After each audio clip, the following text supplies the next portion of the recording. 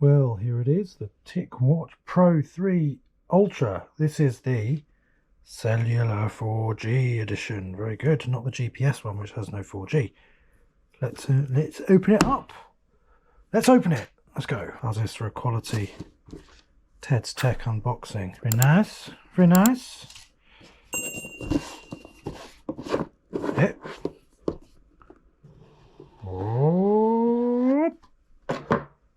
Oh, snaz. Very snazzy. Very snaz. Take this guy out. What we have? What do we have? We have a chargy thing with some pogo pins. Very nice. Oh, it's got a brown strap. That's so grandad. Look at that. Oh my word. So how are you supposed to get this out? You actually have to undo the watch. So this is like training course, watch practice to actually get it out. That's amazing. Okay, one watch, and we turn it on by power button. Press and hold for 3 seconds. Oh, TicWatch. Very nice. Very nice indeed. Now, I wanted to buy the Samsung Galaxy Wear 4, but despite having a Samsung Galaxy Tab thing here, it doesn't work. You can't pair it, which is absolutely unbelievable. Would you believe it? The Samsung Galaxy Wear 4 does not pair with a Samsung Galaxy tablet. So the only choice I have is to get one of these. And we're going to tap to begin. Tap to begin. Come on. Whoa, English, United States, very nice. On your phone, download and open Wear OS by Google. Well, we are going to do this on a tablet because I like being different. Wear OS, ready? Can't do this with a Samsung. Yep. Very good. Whoa.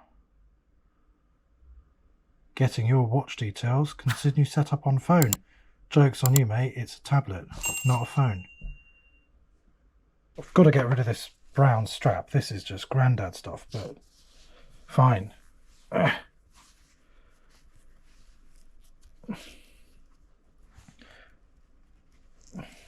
Choose which Google accounts to copy to your watch. Yes.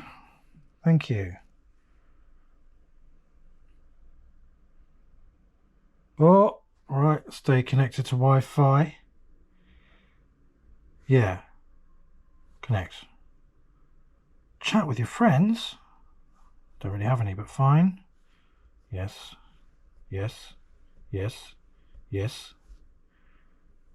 Next. Yes. Allow. Allow. Location notice. Yeah, yes. You're all set. TicWatch Pro 3 Ultra connected via Bluetooth. Look at this. You can choose your watch faces. What's cool? What's the coolest one, huh? Which watch shall we go for? That is pretty cool, isn't it? How about this one? Flow. It's really hard to see, but there is a timer and an extra screen there, which I guess is for battery saving purposes, which is pretty cool. I will figure out how to use it later. Now what I want to find on here somewhere is the LTE settings, because I need to set up that somehow. Display, sound, gestures, connectivity, Bluetooth mobile, eSIM. No eSIM profile installed. With a Vodafone SIM card inside, we get a Connect to Vodafone thing pop up on the Wear OS app. What happens if we click Setup? Connect your SIM to Vodafone. I kind of don't want a Vodafone account, so I'm going to see what happens if I try and buy one of these pay-as-you-go global eSIMs from this not dodgy looking website whatsoever. Pay-as-you-go eSIM. Yeah, $10. I'll do that. Buy now. Well, this is pretty amazing. I bought an eSIM card from eSIM.net, and now we're going to Take a photo. Scan QR code. Back. Add operator. Enter the code given to you by your operator. Well, we've typed an extremely long activation code in. Hit next. Contacting operator.